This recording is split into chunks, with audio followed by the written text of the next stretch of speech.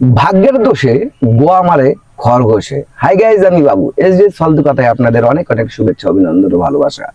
আশা করি আপনারা সবাই ভালো আছেন এবং ভালো থাকুন এবং ভালো থাকার চেষ্টা করুন। বর্তমান এবং আগামীকাল এবং আগামী দিনগুলোতে কতটুকু আমরা ভালো থাকতে পারবো জানি না, কারণ আগামী ফেব্রুয়ারি মাসেই নির্বাচন ঘিরে নানান ধরনের দল নিজের প্রার্থী দেওয়া ইতিমধ্যেই অনেকেই শুরু করে দিয়েছেন। এর মধ্যে আমরা আনন্দের সহিত খুব মজা করছি যে প্রার্থী তো পেয়েছি, এখন ভোটের দিন গণনা শুরু করব, তারপরে তফসিল হয়তো বা কিছুদিনের মধ্যে ঘোষণা হয়ে যাবে। তো নির্বাচন নিয়ে মোটামুটি আমাদের বাংলাদেশে খুব সাজ রব। কেউ নিজের আছে নিজের ধান্দায়, কেউ আছে আবার পকেট ভর্তির ধান্দায়, কোনো প্রার্থী আছে নিজের এবং নিজের আখের গোছানোর ধান্দায়।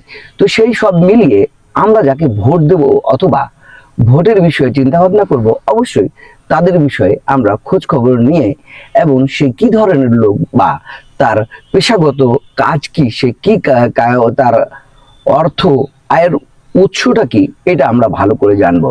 অবশ্যই সে কতটুকু শিক্ষিত এটা তো জানবই, কারণ আমরা প্রতিনিধি আমরা নিজেরা পছন্দ করবো, তো অবশ্যই যে নিধি থাকবেন তার অনেকটি কর্তব্য বা দায়িত্ব থাকা প্রয়োজন। তার মধ্যে সবচেয়ে বড় প্রয়োজন যেটি তাদের কাছ থেকে আমাদের জানতে হবে, তারা যদি আমাদের কাছ থেকে জিতেন অথবা আমাদের আসন থেকে যেতেন, তবে আমাদের উন্নয়নমূলক কি কি কাজ করবেন অথবা তাদের পরিকল্পনা কি।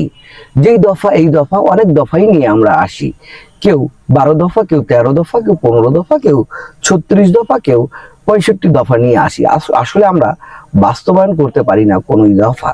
যদি এরকম হয় বা এই ধরনের যদি হয় ভবিষ্যতের আগামীর মতো, তবে আমরা সেসব প্রার্থীকে অবশ্যই দূরে ঠেলে দেব। কারণ আমরা শুধুমাত্র রাজনীতি ব্যক্তিত্ব চাই না, আমরা চাই একজন ভালো ব্যক্তি যে সব সময় সর্বোপরি যে আপনার আসনে থাকবেন, সেই আসনের প্রতিটি মানুষকে যাতে চিনতে পারেন অথবা জানতে পারেন, এমন প্রার্থীর আমরা খোঁজ নেব না বা এমন প্রার্থীকে আমরা ভোট দেব না যে 5 বছরে শুধুমাত্র একটিবার আসেন, যে সময় ভোট ভিক্ষা চাইতে হয় যে ভাই আমাকে ভোট দিন, আমি খুব ভালো লোক, তারপর 5 বছরের পর তার 5 বছরের মধ্যে তার সাথে আর কখনোই দেখা সাক্ষাৎ হয় না। এই ধরনের প্রার্থী থেকে আমরা দূরে থাকব। এবং অবশ্যই যারা ভণ্ড এবং যারা নানান ধরনের ভোটের সময় চরিত্র পাল্টায়, তাদের দিয়ে তো আমরা অবশ্যই দূরে থাকবো, কারণ এরকম বহুরূপী প্রার্থীকে আমরা কখনোই চাই না। আগামী বাংলাদেশ কেমন হবে জানি না, আগামী নির্বাচন কেমন হবে তাও জানি না, আগামী বাংলাদেশের রাষ্ট্র গঠন কে করবে তাও জানা নেই। জানা আছে শুধুমাত্র আমাদের বাংলাদেশের ভবিষ্যৎ কি হবে, আমাদের বাংলাদেশের ভবিষ্যৎ কি হবে, আমাদের বাংলাদেশের ভবিষ্যৎ কি হবে। যদি গতর মতো যদি হয়, তবে হয়তোবা আমরা আবারও সেই কলঙ্কিত অবস্থানে ফিরে যাব। আমরা চাবো না সেই খুন, আমরা চাবো না সেই ধর্ষণ, আমরা চাবো না কোনো চাঁদাবাজি, আমরা চাবো না কোনো ধরনের টেন্ডারবাজি, আমরা চাবো না কোনো ধরনের রাত্রে যাতে ছিনতাইকারীর ভয় থাকে। আমরা চাবো একটি স্বাধীন বাংলাদেশ আর স্বাধীনতাভাবে পথ চলতে, যাতে আমরা নির্বিঘ্নে পথ চলতে পারি।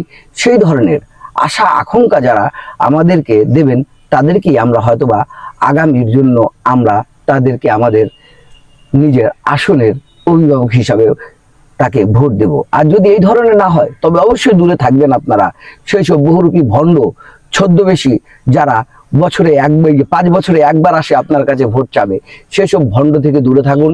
নানান ধরনের প্রলোভন দেখাবে, কিন্তু কাজের বেলায় ঠন ঠন এই ধরনের প্রার্থী আমরা চাই না। নতুন বাংলাদেশ, নতুন প্রজন্ম, নতুন সবকিছু। অতএব তারুণ্যের প্রতি আমার আহ্বান থাকবে, আপনাদের ভোট আপনারা যাকে দেন অবশ্যই তার বিষয়ে ভালোভাবে চিন্তা ভাবনা করে দেন। কারণ আমরা চাই না যে সেই যেটিকে ছেড়ে এসেছি তার মতোই আমরা আবার সেই দুর্নীতিতে পড়ি, তার মতোই আমরা চুরিতে পড়ি, তার মতো আমরা আমাদের দেশের রাষ্ট্রের টাকা বিদেশে পাচার করি। এই ধরনের কোনো প্রার্থী বা এই ধরনের রাষ্ট্রনায়ক অথবা এই ধরনের মন্ত্রিত্ব আমরা চাই না, যে মন্ত্রী নিজের পেট গোছানোর কাজে বা আখের গোছানোর কাজে ব্যস্ত থাকবে। সেরকম প্রার্থী চাই যাতে জনগণের কথা বুঝে, সেরকম প্রার্থী চাই যারা দেশের কথা বোঝে, এমন প্রার্থী চাই যে যারা উন্নয়নমূলক কর্মকাণ্ডের সাথে জড়িত থাকে, এরকম প্রার্থী চাই যারা শিক্ষা ব্যবস্থার দিকে নজর রাখবে, এমন প্রার্থী চাই যারা পরিচ্ছন্ন শহরটিকে সঠিকভাবে পরিচর্যা করতে পারবে, এমন প্রার্থী চাই যারা সর্বোপরি মানুষের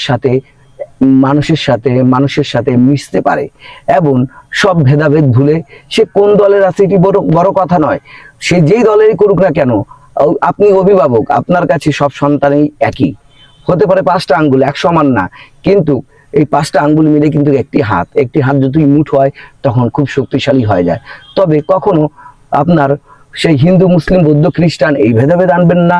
ভোটের সময় অনেকে দেখা যায় যে হিন্দুকে নিয়ে রাজনীতি করে, কেউ আবার টুপি পরে মুসলমানের সাথে রাজনীতি করে, আবার কেউ দেখা যাচ্ছে নানান ধরনের ভঙ্গি সেজে, রং ঢেলে, ঢং সেজে নানান ধরনের ভোট নেওয়ার জন্য উপকরণ খুঁজে বেড়ায়। তো এই ধরনের প্রার্থী আমরা কখনো চাই না।